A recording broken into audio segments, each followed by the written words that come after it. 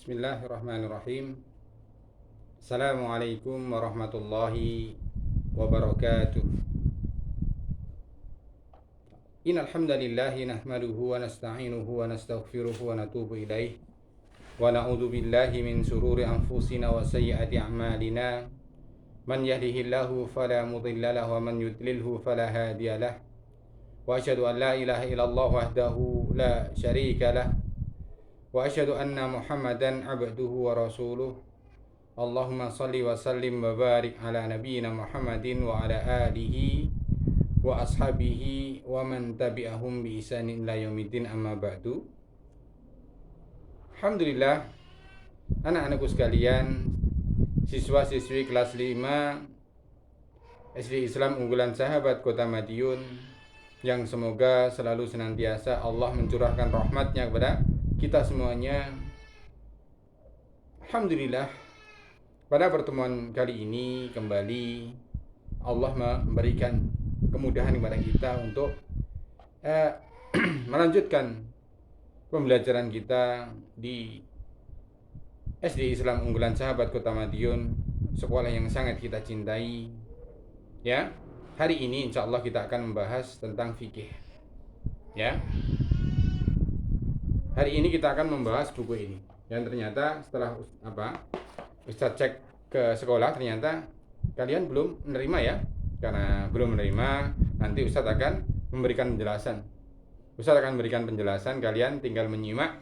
Kemudian usahakan semaksimal mungkin untuk mencatat poin-poin penting yang Ustadz sampaikan nanti.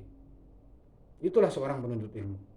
Seorang penuntut ilmu itu apabila hadir di majelis ilmu, disampaikan tentang ilmu, yaitu akan mencatat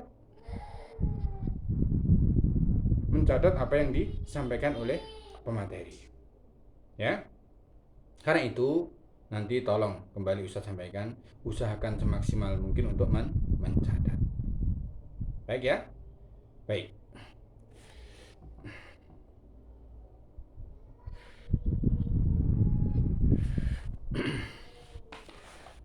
Sebagaimana yang Ustaz sampaikan tadi, kita akan membahas tentang pelajaran fikih ibadah. Ya. Fikih ibadah untuk kelas 5. Fikih ibadah untuk kelas 5 ya, dimulai dengan bab pertama, yaitu bab yang berkaitan dengan zakat. Ya, bab yang berkaitan dengan zakat. Baik, Ustaz akan mulai membacakan ya, kalian memperhatikan kemudian mencatat. Tentunya tidak perlu mencatat semuanya. Catat poin-poin penting yang nanti perlu kalian ketahui. Baik, pelajaran 1, zakat. Ya, 1 tahun berlalu, toko Saubah, ya, ada toko yang bernama toko Saubah, milik ayah, kini menjadi semakin berkembang, semakin besar. Toko Saubah menjual pakaian dan selalu ramai dengan pembeli. Alhamdulillah, kita mendapatkan banyak keuntungan dari toko Saubah, kata ayah semalam. Sudah 1 tahun ayah menjual pakaian. Sekarang ayah akan menunaikan zakat. Sambung ayah lagi. Zakat. Ya, aku menyela. Anak dari keluarga ini berkata begitu, zakat. Kemudian ayahnya menjelaskan, apabila kita mempunyai kelebihan harta, maka kita wajib mengeluarkan zakat. Begitu kata ayah. Zakat diberikan kepada orang-orang tertentu. Ya, perhatikan di sini. Zakat itu adalah harta yang diberikan kepada orang-orang tertentu. Orang fakir misalnya. Jelas ayah. Ya, zakat itu tidak diberikan kepada sembarang orang. Ya. Jadi orang kaya tidak boleh menerima zakat. Kalau ada harta yang diberikan kepada orang kaya, itu bukan zakat namanya. Bisa jadi hadiah.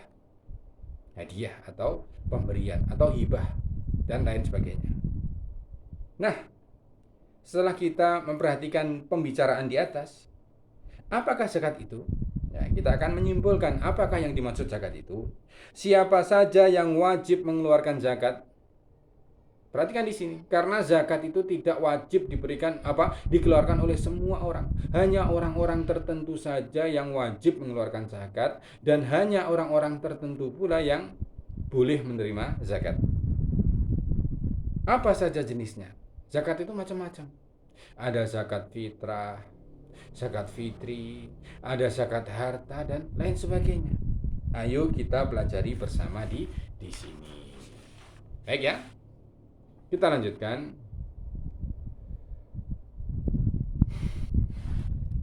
Pengertian zakat.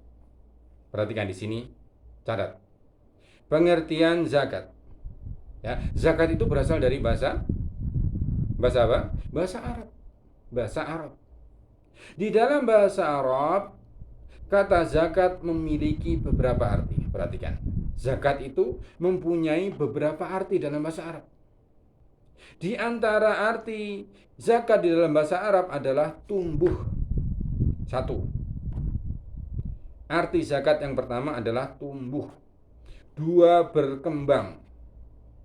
Tiga, suci. Dan keempat, baik. Perhatikan. Kalau ada pertanyaan apa saja arti zakat dalam bahasa Arab, ingat. Yang pertama adalah tumbuh. Yang kedua, berkembang. Yang ketiga, suci. Dan keempat, baik. Ya, zakat itu mempunyai arti tumbuh. Karena apa? Karena sejatinya harta yang dizakatkan itu seolah-olah kalau kita mengeluarkan zakat, harta kita berkurang. Ya kan? Kalau kita mengeluarkan zakat misalnya, kita mengeluarkan zakat fitri ya, zakat fitri di hari raya misalnya. Seolah-olah harta kita berkurang. Padahal sejatinya tidak berkurang. Padahal harta yang disakati itu tumbuh di sisi Allah Subhanahu wa taala dan berkembang. Kemudian suci dan menjadi baik sebagaimana arti zakat dari bahasa Arab. Di dalam syariat Islam, zakat adalah sejumlah harta tertentu. Perhatikan di sini. Apa itu zakat? Zakat adalah, ditulis ya. Zakat adalah sejumlah harta tertentu yang wajib dikeluarkan oleh seorang muslim. Perhatikan, Ustadz ulangi. Zakat adalah sejumlah harta tertentu yang wajib dikeluarkan oleh seorang muslim kepada golongan yang berhak menerimanya, ya, kepada golongan yang berhak menerimanya menurut syariat Islam. Kepada golongan yang berhak menerimanya menurut syariat Islam.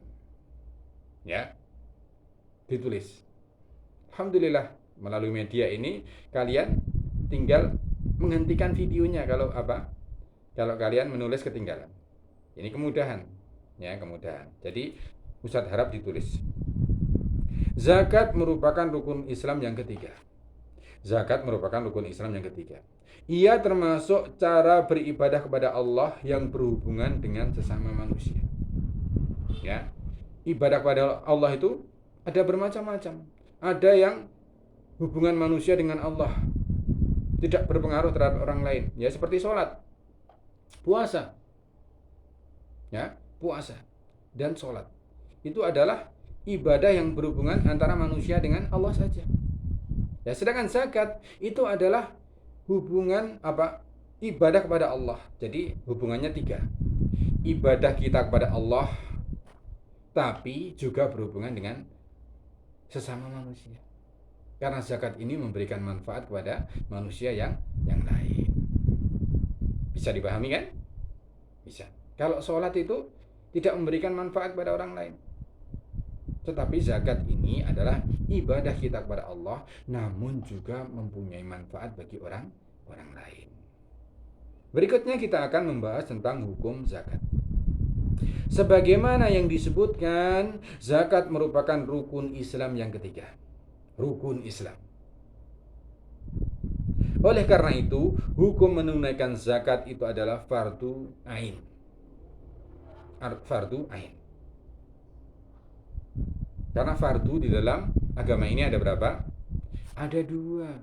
Fardu ain dan fardu kifayah. Fardu ain ini adalah fardu yang semua orang wajib melaksanakannya. Tidak boleh orang yang sudah memenuhi syarat menunaikan zakat itu wajib mengeluarkan. Siapapun dia. Itulah fardu ain. Misalnya sholat itu fardu ain, siapapun harus melaksanakan sholat. Orang yang sudah wajib melakukan sholat, sudah balik, sudah umur 10 tahun lebih, itu semuanya tidak terkecuali wajib melaksanakan sholat, karena sholat hukumnya fardu ain. Nah, bedanya dengan fardu kifayah, ya perhatikan. Kalau fardu kifayah itu cukup satu orang saja atau cukup beberapa orang saja. Ya, cukup satu orang saja atau cukup beberapa orang saja. Misalnya, menurut para ulama di antara fardu ain itu adalah azan. Azan itu dalam satu kampung itu hukumnya fardu kifayah. Fardu kifayah. Jadi cukup satu orang saja. Meskipun satu kampung semuanya bisa azan, semuanya bisa azan, ya tidak semuanya azan. Nah, bagaimana nanti semua orang azan? Tidak. Cukup satu orang saja. Kalau sudah satu orang mewakili azan di kampung tersebut, cukup bagi satu kampung. Namun apabila tidak ada satupun di antara orang-orang yang ada di kampung itu melaksanakan azan, semuanya berdosa. Itulah fardu ain, wajib tetapi fardu kifayah, wajib tapi hanya cukup dilaksanakan oleh satu orang. Bisa dipahami ya? Sedangkan fardu ain, zakat tadi mempunyai hukum fardu ain. Jadi siapapun yang sudah memenuhi syarat untuk melaksanakan zakat wajib menunaikan zakat tersebut. Baik. Artinya zakat itu harus ditunaikan oleh setiap muslim yang sudah memenuhi syarat wajib zakat. Allah Ta'ala berfirman, aqimus sholata wa atuz zakata. Dirikanlah sholat dan tunaikanlah zakat. Itu dalilnya tentang hukum wajib bagi zakat. Nah, sebagaimana yang Ustaz sebutkan tadi, ternyata tidak semua orang itu wajib zakat. Hanya orang-orang tertentu saja yang sudah memenuhi syarat wajib zakat. Nah, berikutnya kita akan mempelajari hal tersebut. Sekarang kita akan menyebutkan apa saja yang menjadi syarat wajib seseorang itu harus mengeluarkan zakat. Ya, ini juga perlu dicatat ya. Perlu dicatat. Syarat-syarat wajib zakat. Seseorang terkena kewajiban menunaikan zakat jika sudah memenuhi syarat-syarat berikut. Perhatikan, ada 5 syarat. Dicatat. Yang pertama adalah beragama Islam. Jadi zakat itu hanya diwajibkan bagi orang-orang Islam. Orang-orang di luar Islam itu tidak wajib menunaikan zakat. Ya, tidak wajib menunaikan zakat. Meskipun mereka orang yang sangat kaya. Nanti akan ada pembahasan lain. Ketika mereka hidup di negeri muslim, mereka harus mengeluarkan harta, tapi bukan zakat namanya. Nanti insya Allah akan dibahas pada fikih yang lanjutan. Belum saatnya kalian membahas di SD. Ya, nanti akan dibahas di tingkat lanjutan ini, insya Allah. Sedangkan syarat yang kedua adalah merdeka. Syarat wajib menunaikan zakat itu adalah orang yang merdeka. Artinya bukan hamba sahaya. Bukan hamba sahaya, bukan budak. Ketiga, harta yang dizakati adalah milik sendiri. Harta yang dizakati adalah milik sendiri. Loh, maksudnya bagaimana Ustaz? Maksudnya terkadang orang itu ada yang dilihat dari luar tuh orang yang sangat kaya. Ada orang yang baru datang itu orang yang sangat kaya. Dia mempunyai rumah besar, mobilnya banyak. Ternyata bukan mobilnya, dia hanya disuruh jaga saja. Dia hanya disuruh mengelola saja. Nah, itu tidak wajib zakat ya, karena harta yang dimiliki bukan miliknya. Terus yang keempat, telah mencapai nisab. Perhatikan di sini. Telah mencapai nisab. Apa itu nisab? Nisab adalah batas minimal harta yang wajib dikeluarkan zakatnya. Nanti akan kita pelajari di bab berikutnya ya. Jadi harta itu tidak semuanya langsung dizakati. Harus mencapai nisab dahulu. Harus mencapai jumlah tertentu dulu. Misalnya uang. Kita mempunyai uang 100.000 ya belum wajib dizakati. 200.000 belum. Nanti ada hitungannya. Uang itu wajib dizakati apabila sudah mencapai jumlah tertentu. Ya, itu namanya nisab. Yang terakhir, yang kelima adalah telah mencapai haul. Perhatikan ada istilah lagi. Tadi nisab itu adalah batas minimal harta yang wajib dikeluarkan zakatnya. Artinya jumlah tertentu. Harta itu wajib dikeluarkan zakat kalau sudah mencapai jumlah tersebut. Sedangkan haul adalah periode 1 tahun. Periode 1 tahun. Jadi misalnya uang, ya, uang itu kalau seseorang sudah mempunyai uang dengan jumlah yang harus dikeluarkan zakatnya, itu tidak langsung saat itu juga, tapi ditunggu setahun dulu. Ditunggu setahun dulu. Ya nanti akan Ustaz jelaskan ya di pertemuan berikutnya insya Allah. Ya, harus ditunggu 1 tahun dulu. Ya, harus ditunggu 1 tahun dulu. Kalau seandainya selama 1 tahun itu hartanya masih tetap segitu atau bahkan bertambah, baru dizakati. Tapi ternyata misalnya Ustaz, jumlah harta yang wajib dizakati itu misalnya 50 juta. Kalau kita sudah punya uang 50 juta, wajib dizakati.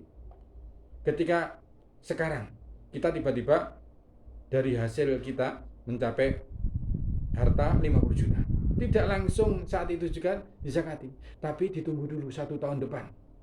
Kalau 1 tahun depan ternyata uang kita masih 50 juta atau bahkan bertambah menjadi 60 juta misalnya, baru tahun depan dizakati.